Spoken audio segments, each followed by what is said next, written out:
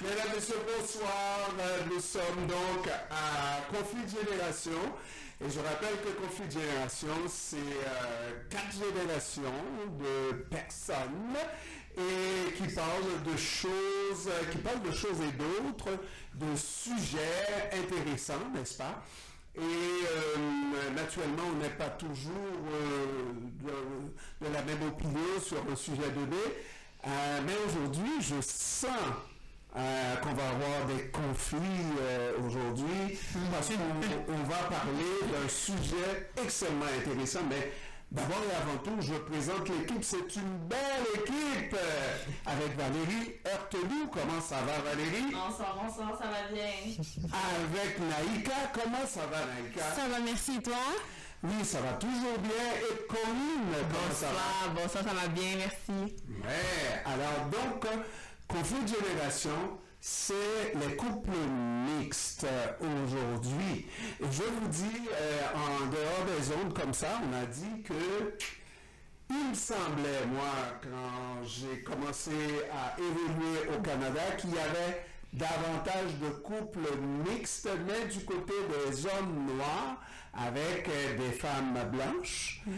Mais aujourd'hui, je vous assure que j'en vois autant d'un côté que de l'autre, ça veut dire autant de femmes noires qui sortent avec des hommes blancs. Alors, moi d'abord, on va regarder la question de manière générale. Comment vous voyez ces couples mixtes-là? C'est une révolution. Révolution.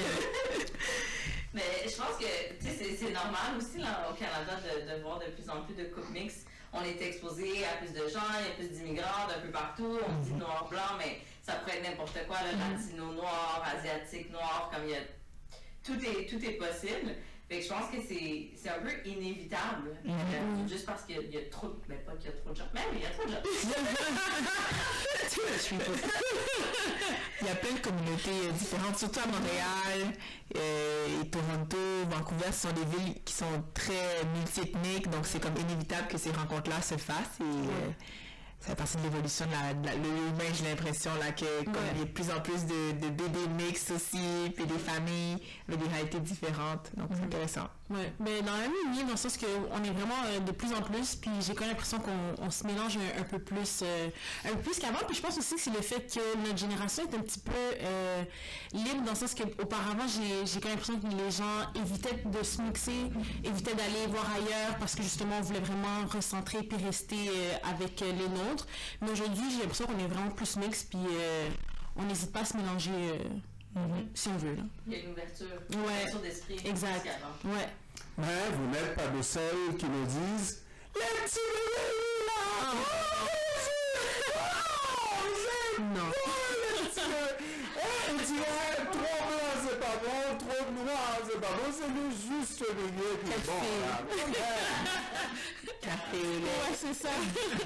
Non, en tout cas, pour ma part, je ne suis pas de ces femmes-là. Baby non, ça c'est pas l'objectif. Non. La raison pour laquelle c'est un couple mixte là. Mais je pense que c'est la crainte aussi d'être un fétiche. Comme moi, personnellement, j'ai comme une ouverture d'esprit, ça me dérangerait pas mon mari, peu importe. Mais j'ai quand même l'impression aussi que j'aurais peur que la femme noire, les belles hanches, tu sais, le fétiche de... ce serait ma crainte. Je sais pas comme quoi que j'ai ce corps-là, mais... you know? Ça, c'est un problème pour la femme noire aussi, parce que souvent, déjà, c'est la femme, ça ressemble un peu des recherches, là, qui est la moins vue comme attirante par beaucoup de différentes ethnies ou races d'hommes. Donc, et là, quand quelqu'un nous trouve attirante, en fait, c'est parce qu'il y a souvent un fétiche derrière ou une idée de la femme noire que finalement, on n'est pas vraiment ça. Oui, il y a cela, mais on ne fait pas le saut comme de manière innocente là, parce que Naïka est un petit peu hypocrite en nous disant on revient Naïka. J'enlève Naïka, parce que tu as dit crânement que tu aurais pu avoir un blanc, un noir, asiatiques, etc. Oui. Elle a dit ça. Moi, j'ai déjà entendu dans mon environnement des femmes qui ont des préjugés, par exemple, même entre nous autres noirs.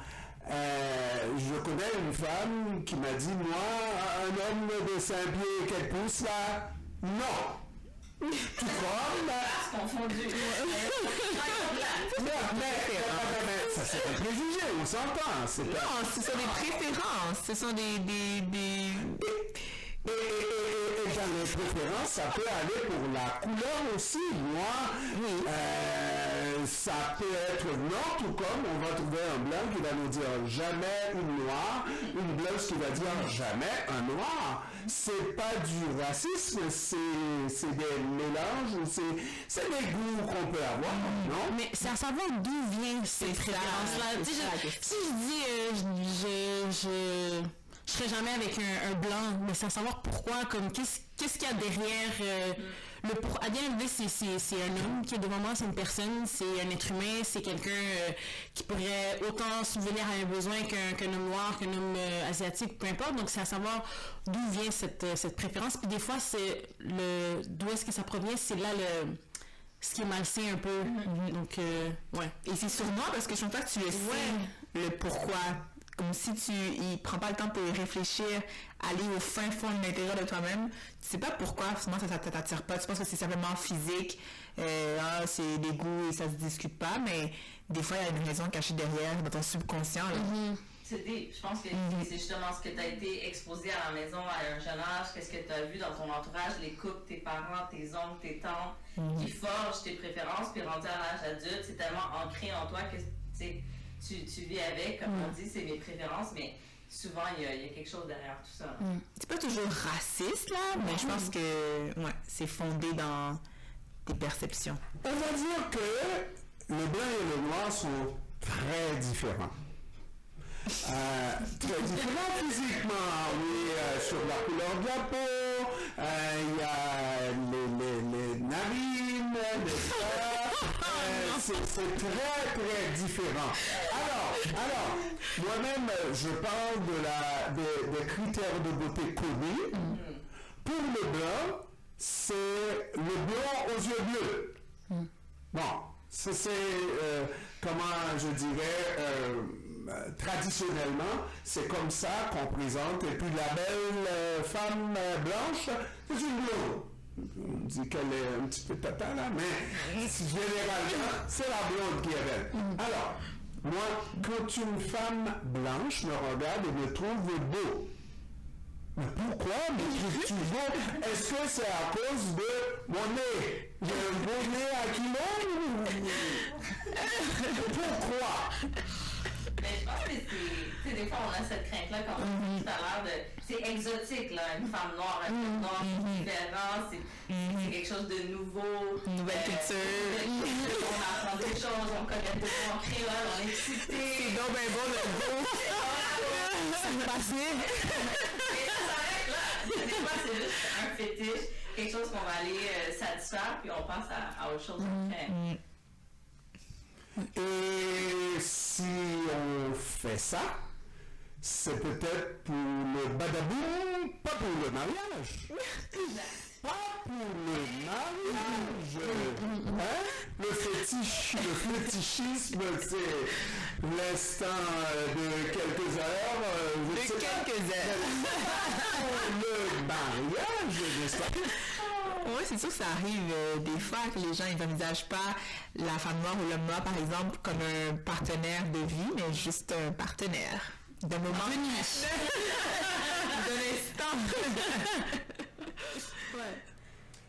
Alors, lorsqu'on remonte à l'histoire, c'est là où la chose devient un petit peu compliquée. Et tous ces enfants, pour ce pays d'où nous venons, nos parents, dans le cas des plus jeunes, viennent, ces gens-là, les Blancs, ont colonisé ces Noirs, et leur pays, etc. Ils les ont mis en esclavage. Et tout le rapport qu'il y avait entre blanc et noir, c'était un rapport illégal, n'est-ce pas, et de viol à la rigueur, et ces enfants mulâtres, qu'on ne doit pas prononcer mulâtre, n'est-ce pas, paraît-il, qui a une connotation négative au mot mulâtre pour certains, mais ces mulâtres-là, généralement, sont des enfants issus de viol. Est-ce qu'on peut oublier ça, tasser et dire que, bon, c'est une nouvelle génération, ça fait 500 ans que ça s'est produit, n'est-ce pas? Et là, maintenant, les gens comprennent mieux, ils voient avec d'autres yeux. Mais est-ce que je peux oublier que les critères de beauté, d'ailleurs, tout ce qu'on nous fabrique comme produits de beauté, c'est des produits pour nous rendre avec la peau plus pâle, avec des cheveux plats, et tout ça, et patati et patata, sans voir mes cheveux, j'en ai plus, là, mais n'est-ce pas, qui sont crépus, peuvent être beaux aussi. Et quelquefois, nous tombons dans le piège, et la femme noire a tendance à prendre le maquillage produit pour la beauté, n'est-ce pas, et à l'utiliser et à faire tous ces gestes pour la rendre belle. Ça, c'est un problème, hein? Je pense qu'il y a beaucoup de choses des layers. Allons-y avec l'histoire. Oui, exactement. Je pense que c'est pour ça que pendant longtemps aussi, on promouvait, on faisait la promotion des couples noirs, puis de rester ensemble, puis de rester soudés. Puis c'est pour ça qu'il n'y avait pas beaucoup de couples mixtes, je pense, dans le temps aussi, parce qu'il y avait tout l'historique derrière et ce malaise d'être avec un homme blanc ou une femme blanche. Mais évidemment, les générations se suivent, les choses changent, la réalité change, le monde est différent et il y a juste une multitude de cultures auxquelles on est exposé. Donc, je pense qu'il y a moins ce sentiment-là de l'histoire des Noirs. Mais je pense que dans les couples mixtes, probablement qu'il y a encore cette dynamique-là de vouloir éduquer l'un et l'autre par rapport à notre culture, par rapport à notre histoire, puis ce que ça engendre comme fardeau un peu, ce qu'on représente comme couple mixte, c'est pas tout le monde qui va le percevoir comme simplement un couple heureux et en amour. Il y a toujours une histoire derrière que les gens ça va peut-être leur rappeler l'histoire. Donc, c'est sûr que dans le couple, je pense que je n'ai pas été en couple avec un blanc, mais peut-être que tu dois toujours finir par éduquer, puis rappeler un peu l'historique des choses. Peut-être que ça change la dynamique un peu d'un couple normal. Est-ce qu'à un moment donné, dans un couple, même au départ, le blanc qui courtise noir, je te trouve belle. Est-ce qu'on ne se pose pas la question, ou la femme blanche qui dit à un noir, je te trouve beau, mais tellement beau?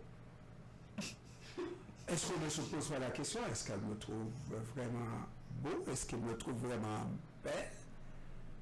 Parce que je reviens avec les questions de critères de beauté qui sont quasiment vraiment sans conteste.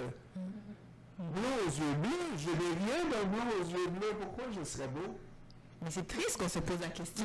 C'est sûr que ça arrive, c'est sûr que c'est une pensée qui va surgir, mais c'est triste qu'on se pose la question, c'est pas normal, parce qu'on devrait se trouver beau, peu importe, on devrait se trouver assez de qualité pour une personne d'une autre race. On ne devrait pas avoir cette barrière-là, normalement. Puis je trouve que les critères de beauté aussi, ils ont changé au fil du temps. Avant, justement, c'était vraiment, comme tu dis, la femme ou l'homme aux yeux blancs, aux cheveux blancs puis les yeux bleus. Mais aujourd'hui, je trouve que justement, on va avoir aussi des femmes blanches qui vont se mettre les lèvres un petit peu plus grosses, elles vont se faire des BBL, parce que justement, le critère de beauté, il a comme un peu changé vers un peu plus exotique. Donc, on rentre légèrement dedans, mais encore une fois, on n'est pas encore totalement accepté. Mais bon. Ouais. Je ne sais pas si c'est pour le mieux que le critère a changé. On essaye d'avoir tout comme des femmes noires, sans la peau noire. Exact, ouais. c'est mitigé. Bon, c'est sûr qu'on va se bronzer aussi. Aussi, Bon, mais on pas va trop. se bronzer, C'est ça, légèrement. C'est ça. Foncé, il faut pas être trop foncé, attention. mais c'est ça le véritable problème, si un problème il y a, de savoir que c'est toujours un mixte, c'est toujours une in-between, mais jamais qu'on soit noir ou blanc, et puis qu'on puisse se voir ensemble et sans arrière-pensée, n'est-ce pas? Et puis, il y a de ces jokes plates, hein, que ton chum peut te faire, que tu peux faire à ton chum, mais qui ne passe pas. Hein, dans le lit, que lorsque je te vois, c'est quand tu souris avec tes dents blanches. Oh là là. J'ai pas de commentaire. Aucun commentaire. C'est des choses. Comment je pourrais dire? Avant de s'embarquer dans un couple mixte, il faut regarder Des blagues plates. tout cela et le joke plat aussi. Hein? Ok.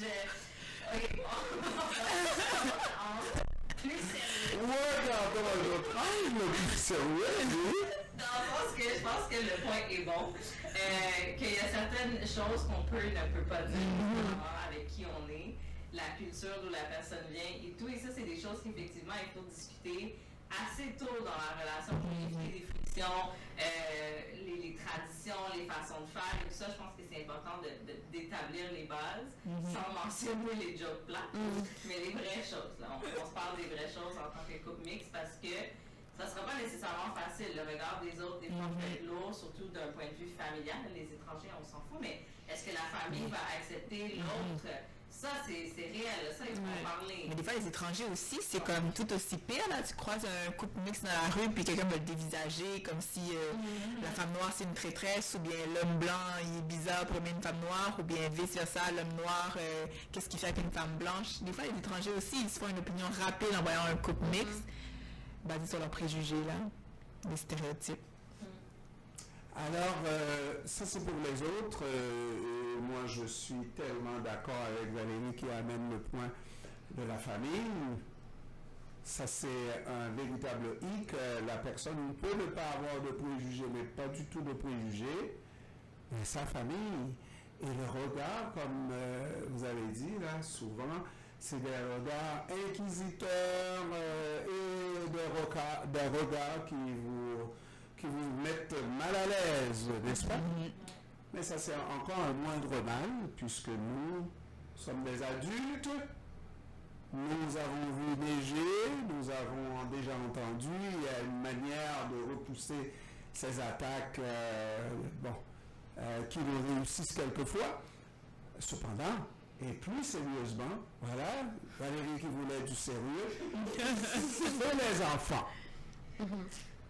C'est les enfants qui vont venir, qui ne seront ni blancs ni noirs. Mais on va toujours les classer comme des noirs, puisqu'ils sont de couple mixte, mulâtres, on va dire automatiquement. D'ailleurs, je trouve que c'est une grosse injustice pour quelqu'un qui a la moitié du sang blanc et la moitié du sang noir, qu'on le traite de noir. Qu'on le traite, qu'on le considère, qu'on le catégorise comme noir. C'est une grosse injustice. Et ça, qu'on le veuille ou non, c'est la société.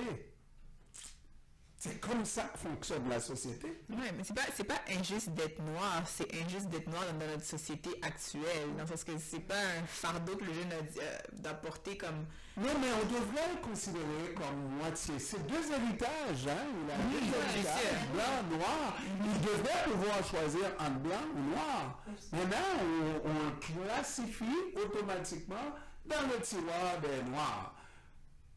Et lui, il peut vouloir être blanc. Je pense que ça complexifie la quête de l'identité de cet enfant-là, de dire, ben, moi, je sais que je suis noire et blanche, je sais que mon père est noir, ma mère est blanche, il y a des cultures différentes, des façons de faire différentes, la nourriture est différente et l'enfant à la maison se sent bien comme ça, mais dès qu'il sort ou elle sort à l'extérieur, il est noir. Il n'y a personne qui va penser que sa mère est blanche ou que sa grand-mère était blanche. Comme, non, l'enfant, il est noir, c'est tout. Et malheureusement, dans la société actuelle, c'est un désavantage. Alors que cet enfant-là a une moitié d'identité qui est complètement perdue. Ça, c'est triste. Je pense que avoir été blanche, de savoir que mon enfant, la partie que je lui donne n'existe pas, j'espère que ça va être dur. Mais ça n'existe pas aux yeux des autres. Ouais. Mais lui, il peut quand même prendre compte de son héritage, puis continuer à perpétuer les valeurs de sa mère et de son père, puis la culture des deux. Mais c'est vraiment au regard des autres. Mais maintenant, est-ce que tu peux vous mettre ton identité sur le regard des autres? Moi, selon moi, non. Puis, il ne va jamais être 100% blanc, ça c'est sûr. Même s'il dit, moi je veux être blanc, mais tu ne seras jamais. Ça c'est inévitable, mais il faut qu'il navigue entre les deux. Là. Et ça, c'est une responsabilité qu'on prend quand on est adulte de mettre au monde des enfants ou un enfant mulâtre avec toutes les conséquences. Tu peux plus dire mulâtre, c'est fini ce mot. Ce mot-là est cancel. On va dire Mixte. un enfant mixte, hein? Mixte, on espère que si le masculin il va rester masculin, il ne sera pas. Hein? C'est mixte. Un enfant mixte, mais de couleur mixte. Pardon? Alors, mais il reste que c'est de notre responsabilité. Lorsqu'on le fait, il faut qu'on le fasse vraiment de manière responsable parce qu'il y a une éducation à faire pour cet enfant-là. Parce que la première difficulté qu'elle va rencontrer, c'est à l'école, c'est à la garderie. Ben, je pense que c'est ça. À la maison, justement, autant des deux parents, dépendamment de leur culture, je pense que c'est important d'inculquer justement leur culture à leurs enfants, puis de leur expliquer comme quoi qu'ils proviennent d'une union mixte, puis que c'est correct, puis que peut-être qu'à l'école, ils vont probablement se faire intimider ou whatever, mais de leur donner des astuces par rapport à face à des comportements négatifs envers eux. Donc, Et puis, il y a cet autre aspect de la question, parce que vous connaissez, j'ai touché un tout petit peu tout à l'heure cette situation, le fait que Valérie l'a dit, que dans la société générale, en général, les Noirs ont beaucoup plus de chances, n'est-ce pas, que les Blancs. Et en général, tout le monde aimerait avoir la chance d'occuper des fonctions importantes selon ses qualifications, n'est-ce pas? Or, dans la société dans laquelle on vit, c'est les Blancs d'abord et les autres ensuite s'il y a lieu, n'est-ce pas? Alors, dans ces conditions-là, il reste que, même si on ne le dit pas, sachant très bien, c'est peut-être pas pour la beauté intrinsèque du blanc, mais pour la chance qu'il a d'être majoritaire dans une société et de pouvoir, c'est la majorité qui décide d'une certaine manière, et il va y avoir, dans mon pays d'origine, des femmes qui vont tout faire pour avoir des petits bébés mixtes. Ça, c'est un problème. Pour pouvoir donner plus de chance à sa progéniture, n'importe quoi, pour avoir un bébé mixte. Mais ça, c'est triste. C'est triste encore. C'est très triste de l'histoire. Il y a une beauté dans d'être mixte et d'avoir plusieurs cultures, mais ça, c'est le côté vraiment dark de l'histoire. Je pense que ça témoigne de la société dans laquelle on vit. Puis le pire, c'est que c'est vrai, il y a des femmes qui vont vouloir accéder à une classe sociale supérieure en sortant avec un homme blanc. Pour eux, c'est comme le signe du succès dans une vie, là. Donc, c'est triste. Ça témoigne de nos profondes blessures, là, comme société, comme personne noire. Et lorsqu'on dit tout ça, on regarde la chose d'un bord et de l'autre. Et les races on dit qu'il n'existe pas de race, il n'existe qu'une race humaine. Moi, je peux vous donner la garantie que dans 1000 ans d'ici, on parlera encore des races et on fera la distinction des races, hein, n'est-ce pas? Moi, je suis, par la force des choses, fier d'être noir. Je ne sais pas, là, je le dis et je vous regarde dans les yeux, je suis sincère. Mais j'espère. Je ne voudrais être blanc. Je ne voudrais pas être blanc. Hein? Mais lorsqu'on... c'est pas parce qu'on est raciste, mais imaginons les Noirs sont très minoritaires au Québec et qu'on se mette effectivement à former des couples mixtes. Qu'est-ce que vous pensez qui va arriver dans 100 ans d'ici? Les Noirs vont disparaître, on s'entend? On n'aura pas de Noirs. Il n'y en aura pas de Noirs. Est-ce que c'est la responsabilité de chacun de penser à la race? Je ne pense pas, là. Ça serait exagéré. Mais il faut reconnaître que, comme conséquence de couple mixte, ce n'est pas les Blancs qui vont disparaître, là. C'est les Noirs minoritaires qui vont disparaître. Peut-être les Blancs aussi. Je veux dire, c'est une majorité. Une nouvelle race de gens bronzés. De gens bien bronzés, c'est ça. Qui va se créer au fur et à mesure, je sais pas. Mais ça, c'est la question pour ou contre les couples mixtes. Est-ce qu'on veut rester ethnie par ethnie pour promouvoir la culture, puis rester ensemble, donc les Noirs ensemble, les Blancs ensemble, les Asiatiques ensemble, pour être sûr qu'il y a une continuité à tout ça, ou est-ce qu'on se permet d'être toutes mixtes, puis dans 100 ans, il n'y a plus aucune personne 100% pure. Moi, je peux dire que je suis 100% haïtienne, il y a aucun doute. Dans 100 ans, est-ce qu'il va encore avoir des 100% haïtiens où tout le monde va être 25% ci, 25% ça? Hey, moi, je pense qu'on va se diriger vers ça. C'est comme inévitable, je vois. Moi aussi, sincèrement. Mais je sais pas. En même temps, je suis comme, mais qu'est-ce qui pourrait arriver de mauvais? Dans le sens que des fois, la mixité amène tellement de nouvelles choses, de nouvelles créations, de nouvelles surprises, comme la beau fusion. La nourriture fusion, ça sort d'un mélange de cultures, puis on arrive à un nouvel type de gastronomie, là. Donc, imagine tout ce qu'on pourrait faire. Pauline, c'est la fille de quelqu'un que je connais. la nourriture, J'aime manger. Oui, c'est un problème. Je suis un peu mitigée sur la nourriture. Je me dis, oui, c'est beau, les mix, l'échange de culture, l'échange de valeurs, les langues, la nourriture, le mélange, c'est beau. En même temps, il y a quelque chose de comme un peu comme Jeanne. Je suis fière d'être noire, de dire, hey, je suis 100% haïtienne, de génération en génération. Aucun doute. Je sais pas, pour moi, c'est une fierté donc de dire que mes enfants n'auraient pas nécessairement cette possibilité d'avoir ce même discours. C'est beau, mais en même temps, c'est triste. Comme je Moi, je trouve que ça va être dur comme enfant mix de... des choses qui se passent.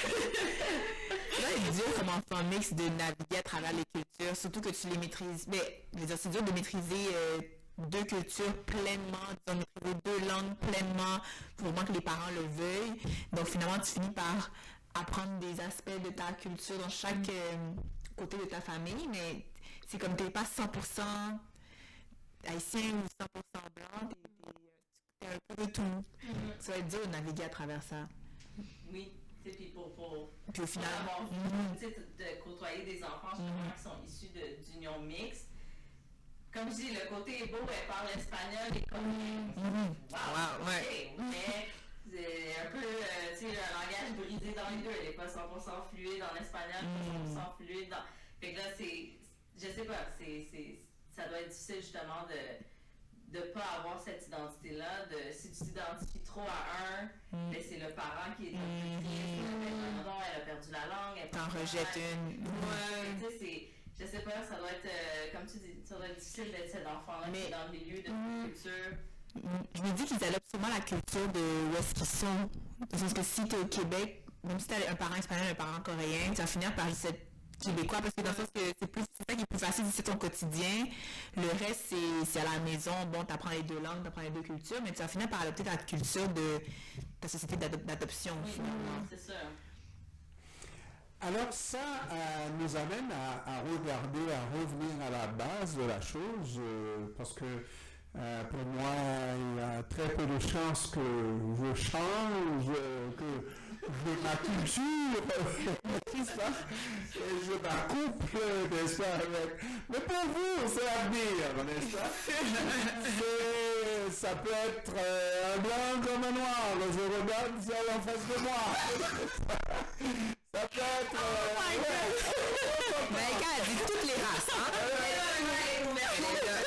Tout est possible. Mais idéalement, comme tu as dit, idéalement, j'aurais aimé ça justement avoir comme, tu sais, le Black Love, comme on disait tantôt, là, j'aurais vraiment aimé ça. Black love. Mais c'est ça, je trouve qu'on est rendu, comme on parlait un petit peu tantôt, mais je trouve que la femme noire doit être valorisée. Puis des fois, justement, l'homme noir ne valorise pas autant la femme que la femme valorise l'homme noir. Puis je pense que c'est rendu, d'où le fait que peut-être qu'on voit de plus en plus de femmes noires avec des hommes blancs ou d'autres nationalités, parce que justement, elles sont pas reconnues dans leur propre... Fait que, oui, moi, j'aimerais ça avoir des petits bébés... mes petits black babies, là. Mais, ouais. Alors, bon, faut se poser la question, pourquoi on est rendu là? Pourquoi les hommes noirs? Say it louder, say it louder. Et moi, je vais encore plus loin à dire que ceux qui ont un bel avenir, ceux qui ont un bel avenir à l'université, qui étudient, ont tendance alors, on dit oui, à aller vers des blancs. On les perd tous. Les éduqués, ceux qui ont des bonnes études, travaillent chez KPMG, ils sont partis. Et ceux qui restent à mes filles, c'est des pantalons en dessous des fêtes de bad boy.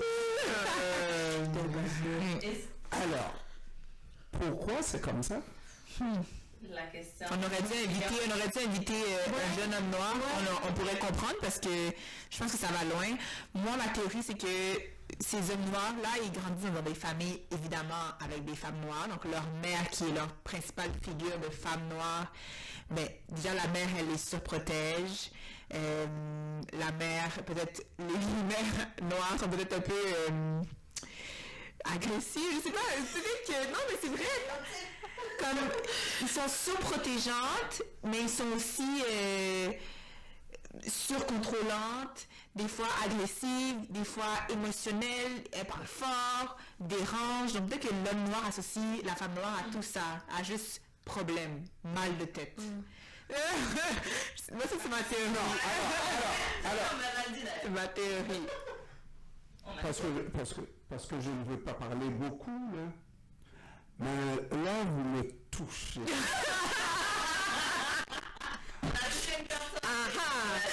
Ne pleure pas, Gilles. Parce que ce que vous dites là, c'est juste le contraire. Quant à moi, vous savez, la femme, en tout cas pour ceux et celles qui ne savent pas, la femme la plus adorable, la femme la plus douce et la plus conciliante, c'est la femme noire haïtienne.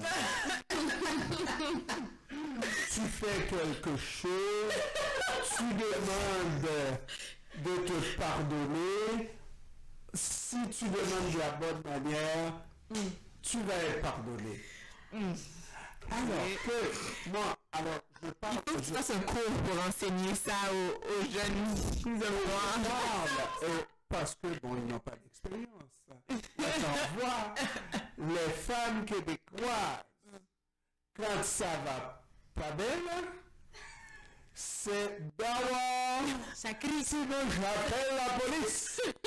Et il n'y a pas lieu de... Alors, des deux femmes, laquelle est la meilleure et la plus compréhensive, etc., c'est la femme noire haïtienne. Bon, je pense que tu es un peu biaisé. Je pense qu'il y a un biais là, clairement, de ton côté. La femme noire haïtienne.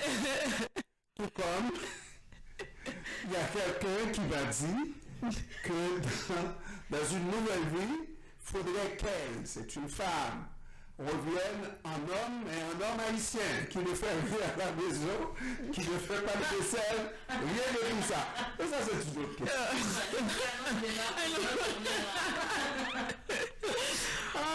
Alors, donc, on regarde la chose et puis on se dit, c'est un biais, définitivement, parce que c'est pas la vraie raison. Ce que Corinne vient de donner là, je ne crois pas du tout.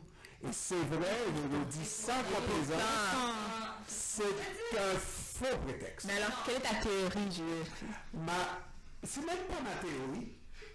C'est ce que j'entends de jeunes noirs. On veut savoir. Qu'est-ce qu'ils disent? Ils disent que les jeunes femmes noires sont plus réticentes.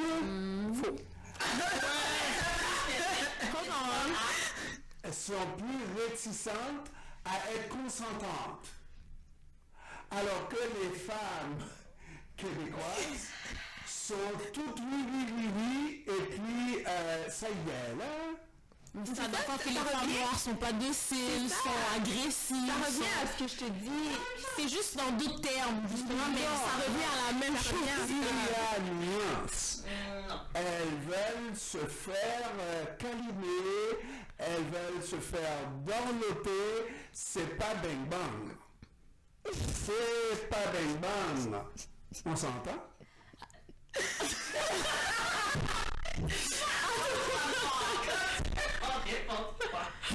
Non, ça revient à ça juste parce que la femme noire a une tête noire.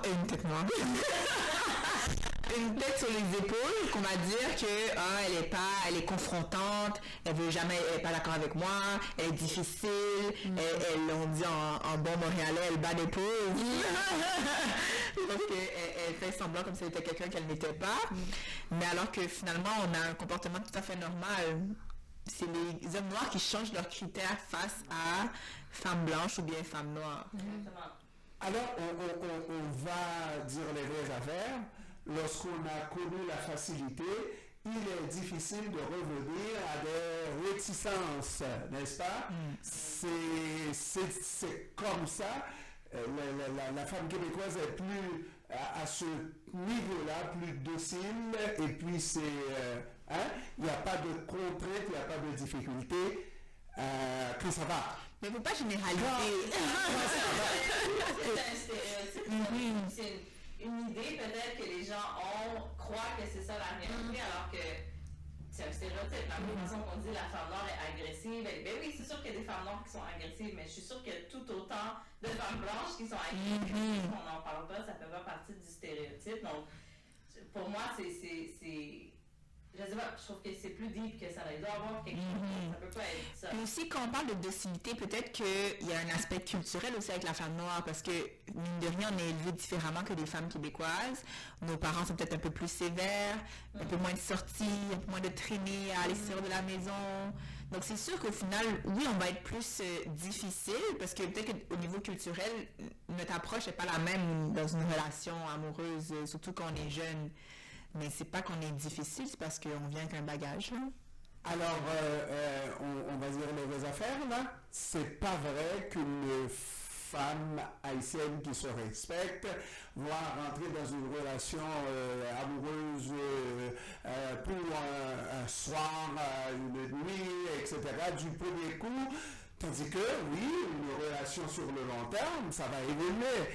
Mais, en général, peut-être que c'est Valérie qui a raison en disant que c'est des stéréotypes. Oui, on connaît la facilité. C'est une société permissive. Et une relation sexuelle, ça a lieu du premier tour, il y a aucun problème. C'est un clash générationnel, là. C'est conflit génération de C'est ce qu'on entend. Moi, qu'est-ce que j'entends, moi? Il y a 20 ans.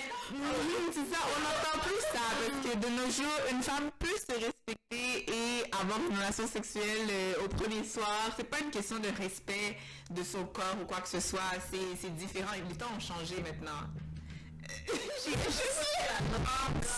voyais le regard dont tu étais avec ta copine,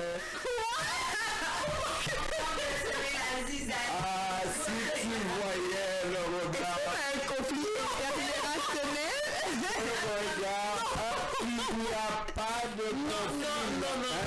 Non. Dieu est en train de projeter sur moi. C'est pas vrai. Il projette. C'est ce qu'on disait, mais on ne le dit plus. On ne dit plus. Les temps ont changé. Alors, les gens s'adaptent. Alors, il vaut mieux être beaucoup plus clair, et dans le cas, il va vouloir que vous soyez plus clair, mesdames. Est-ce que c'est la femme haïtienne, les jeunes femmes haïtiennes, qui changent leurs valeurs et qui peuvent, et Corinne, tu l'as dit, Corinne, tu l'as dit, là, il faut continuer, qui peuvent, oui, aller du premier coup, alors qu'autrefois, ça prenait un petit peu plus de réticence, il y allait du respect que le gars va avoir pour nous, mais qu'est-ce qu'il va penser de moi, la première fois, et puis voilà, là. Mais je pense que c'est pas une question de noir-blanc. Toute femme doit se respecter, peu importe sa nationalité. Et donc, comme Corinne dit, si je fais le choix d'aller de l'avant le premier soir, je fais le choix d'aller de l'avant le premier soir. Comme ça, l'un n'empêche pas l'autre. Je pense que ça n'a pas rapport avec la race nécessairement, culture ou peu importe. C'est juste une question de choix personnel en tant que femme, que tu sois noire, asiatique ou blanche. Tu as un choix à faire et tu dois connaître ta valeur, toi en tant que femme. Qu'est-ce que tu veux, qu'est-ce que tu recherches chez l'homme, qu'il soit noir, blanc ou peu importe. 100%. Est-ce que ça serait une évolution générationnelle? Oui, 100%. Hein? C'est une question de génération. Ce sont les temps modernes. Les temps modernes. Ça veut dire, je comprends effectivement qu'il y a plus de différence entre... Est-ce que c'est pour concurrencer la québécoise?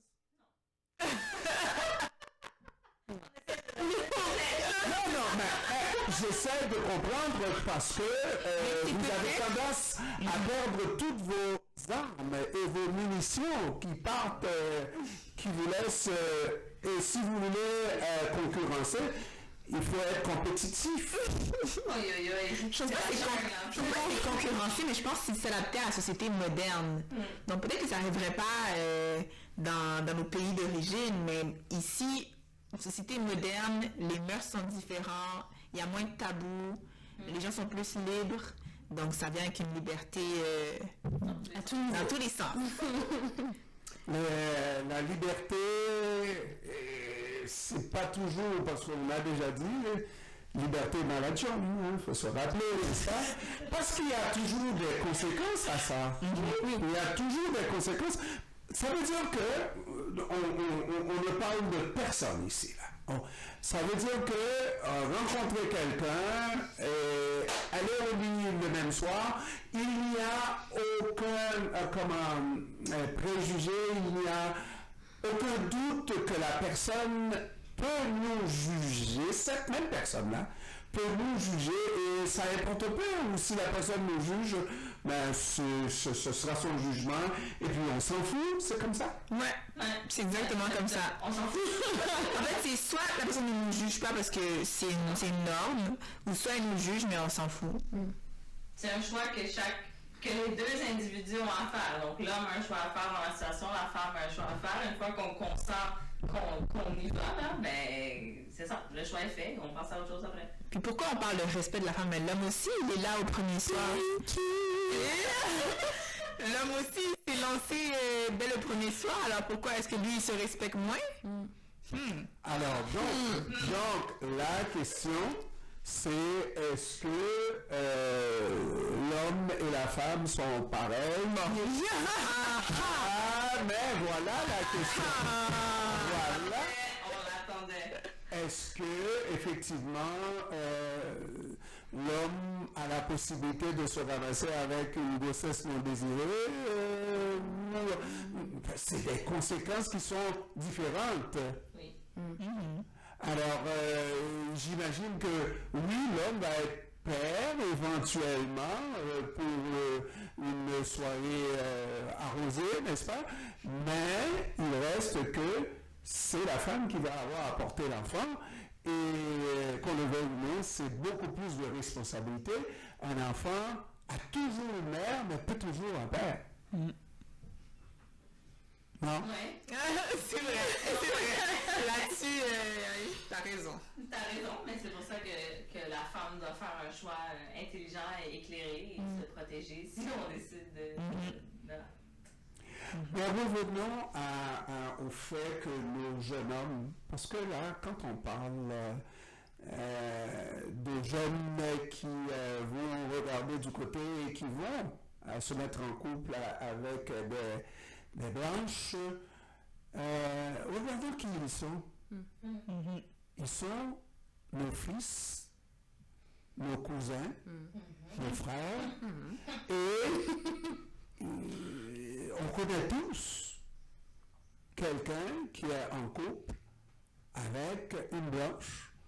Et beaucoup plus, malgré qu'on voit aussi de l'autre côté, mais beaucoup plus. Et même, j'ai dit que c'est peut-être en réaction, parce que je regarde à droite, je regarde à gauche, femme, là, et puis je ne trouve pas de main semblable, ben, à un moment donné, là, une femme ne doit pas rester seule, là, bon, elle va accepter la première offre, ou la première, ou la deuxième, ou la troisième, peut-être, offre, n'est-ce pas, d'un blanc, d'un asiatique, mais en principe, c'est la personne à côté et ils fuient tous. Est-ce que nous pouvons comprendre ce comportement-là? Est-ce que cette personne-là n'aime pas ses semblables, entre guillemets, n'aime pas sa sœur, n'est-ce pas? L'équivalent de sa sœur, c'est la femme ici, n'est-ce pas? Pourquoi lui va choisir de sortir avec une personne autre que moi? Mais il y a plein de facteurs qui entrent en jeu. Je pense pas qu'on peut les juger, ces personnes-là qui sortent avec des personnes blanches. Non, mais parce qu'il y a plein de facteurs qui entrent en jeu. C'est non seulement, bon, il y a la théorie que j'ai mentionnée tout à l'heure, mais si c'est pas ça, il y a aussi le fait que si tu as grandi, si tu es un jeune noir qui a grandi ici, tu es allé à l'école primaire ici, entouré de blancs, secondaire, entouré de blancs, cégep, entouré de blancs. Je veux dire, c'est ça que tu côtoies à tous les jours dans ton quotidien. Donc, c'est ça que, tu sais, quand tu penses quand tu as un crush sur une fille, ça va être probablement une fille québécoise, tes premiers crushs, tes premières impressions de qu'est-ce que c'est une fille belle. Donc, tout ça entre en jeu, puis au final, ça forge tes attirances, puis tes préférences, puis ça devient une femme blanche, ta préférence. C'est pas nécessairement je sais pas. dénigrant vers l'autre race. Je sais pas, j'ai de la difficulté avec ça parce que si on prend cette même théorie de dire, mais moi en tant que femme noire qui a grandi à Montréal, effectivement, j'ai côtoyé des petits garçons blancs au primaire, des petits garçons blancs au secondaire. Bon, ainsi va la vie. Par contre, j'ai quand même un certain faible pour l'homme noir, malgré toute cette exposition à des blancs, puis des asiatiques, puis des némites, il y a quelque chose chez l'homme noir. Est-ce que ça a toujours été comme ça ou c'est récent avec le mouvement? J'ai toujours été comme ça, mais c'est peut-être, comme tu dis, puis là je vais te rejoindre, moi j'ai grandi dans une famille avec un papa noir, puis une maman qui s'aimait beaucoup, puis donc ma vision de l'amour, ma vision du couple parfait, c'est un couple noir. Pour moi c'est ça, puis c'est pas parce que je suis fermée aux autres comme j'ai l'esprit ouvert puis j'ai aucun enjeu avec ça, mais on dirait que si on me donne le choix à valeur égale, deux hommes complètement pareils sauf la couleur de leur peau, je vais toujours aller vers l'homme noir parce que je me dis c'est ton idéal. C'est mon idéal. Mais je sais pas, je pense que chez les femmes c'est plus présent cette quête de l'homme noir, alors qu'on dirait que chez les hommes noirs c'est facile d'aller vers la femme blanche sans arrière-pensée ou comme à valeur égale, une femme non blanche et une femme noire. J'ai l'impression que l'homme noir va toujours choisir la femme blanche. Alors, moi, je pose la question, c'est pourquoi? Parce que la raison de Corinne tout à l'heure, tu viens de balayer tout ça. Là. Elle n'a pas voulu balayer, mais c'est parti. Mais les filles étaient d'accord avec moi tout à l'heure. Oui, mais de temps en temps, il y a un petit conflit intergénérationnel, n'est-ce pas? Alors, cela dit, oui, mais est-ce que celui qui... Parce que, moi, je vais encore plus loin. J'en connais un, OK, qui m'a dit c'est toujours une gauche. Alors, mais quand tu dis ça, là, il y a une inversion à quelque part pour les Noirs. Il y a un problème. D'où vient ce problème-là?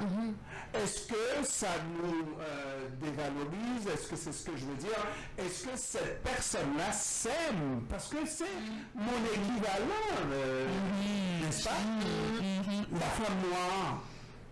Il me semble qu'il y a un problème. Est-ce que c'est quelque chose qu'on ne peut pas se dire, on ne peut pas se parler et se dire, s'auto-analyser et dire que j'ai un petit problème de blancophonie.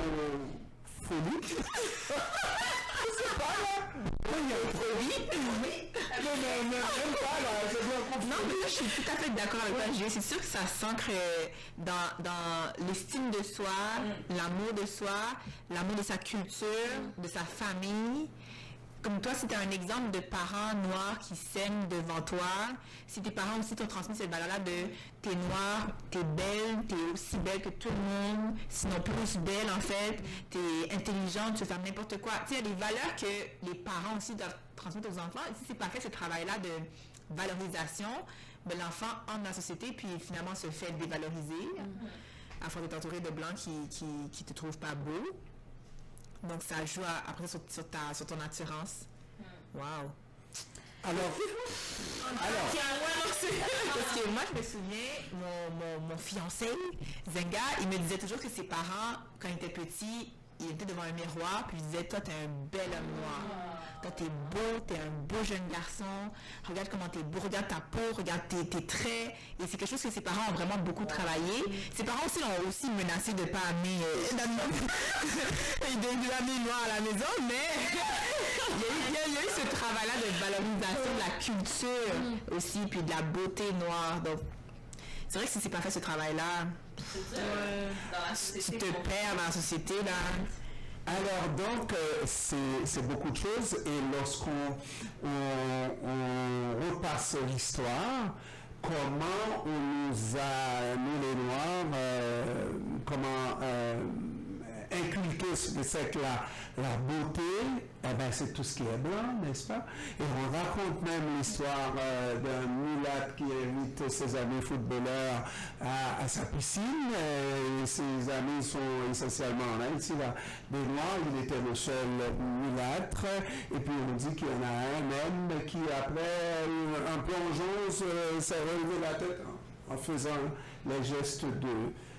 pour repousser l'eau, en faisant, parce que on a tendance à répéter, on a tendance à vouloir imiter et à la rigueur singer.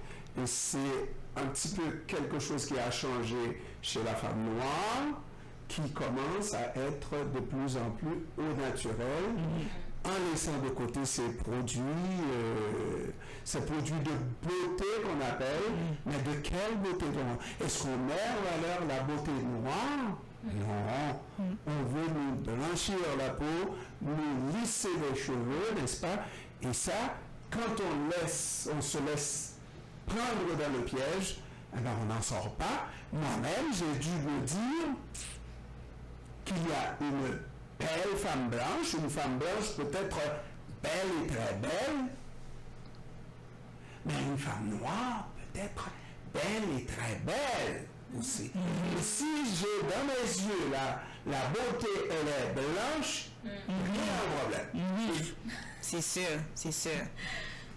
Même pour nous comme femmes, comme si on se fie à ce qu'on voit sur les réseaux sociaux, j'ai l'impression qu'on voudrait être plus pâle, cheveux plus lisses, Donc, il faut vraiment se concentrer sur notre vraie nature à nous, puis nos cheveux naturels, notre peau naturelle. Donc, c'est un travail à faire. Ouais. C'est pas facile. Alors, comment, je ne sais pas, là, ça va dépendre encore une fois là, des enfants que vous allez avoir, là, hein? Comment on va les élever? Parce que, moi je regarde ça, là, il nous reste très peu de temps, je regarde ça, la façon différente dont on conçoit la vie, vous avez tendance à être, le mot permissif est fort, là, mais à être plus libéral, ok?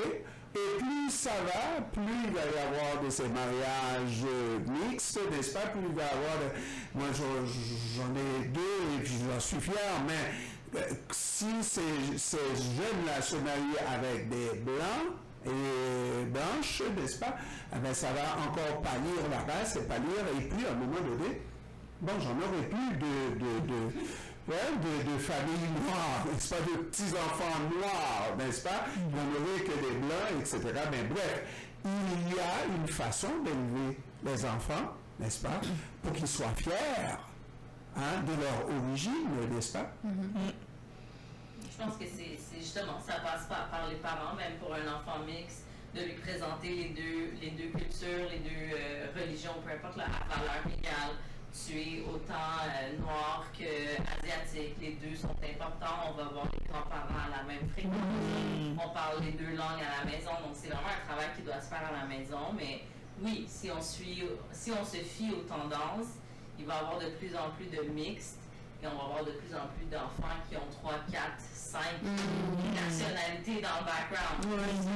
Surtout que si dans le couple mixte, il y a un des parents qui veut même pas partager la culture, finalement la transmettre, qui a un peu renié sa propre culture, ce qui peut souvent arriver dans les couples mixtes, c'est ce qui peut expliquer un peu pourquoi il s'est dirigé vers un couple mixte aussi et pas vers un couple de sa propre culture. Donc, ça va pas être transmis à l'enfant souvent, puis ça va se perdre dans une génération. Donc, c'est un risque. Alors, c'est Naïka ce soir qui va faire la conclusion. Naïka, elle est... No pressure. Naïka, on ne saura pas grand-chose de Naïka ce soir. J'ai tellement de conflits internes, je me demande justement, je suis comme, est-ce que je vais vraiment dans cette direction-là? Est-ce que je pose cette question-là? Mais je me réserve un petit peu, donc c'est pour ça que justement, j'acquiesce beaucoup avec ce que dit Valérie. Donc, voilà, on va laisser comme ça, c'est short and sweet. Donc, on est toujours ouvert, oui, moi je suis pour l'ouverture, mais à valeur égale, comme m'a dit Valérie, là, c'est le privilège réservé. Et je vous assure, là, je reviens sur le point de tout à l'heure. Les femmes noires sont beaucoup plus conciliantes.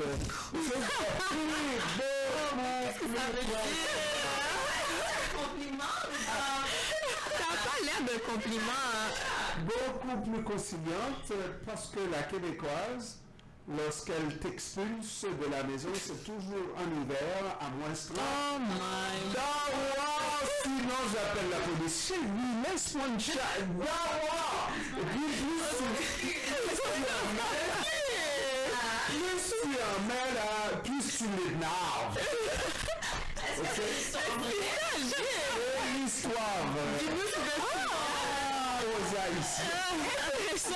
On apprend des choses, mesdames et messieurs. On apprend des choses. Parlez-en aux Haïtiens. Alors, ce soir, est-ce qu'on a eu des conflits? Quand même, ouais. Des clashs. Alors, merci Valérie. Merci. Merci Naïka. Merci. Merci Corinne. Merci.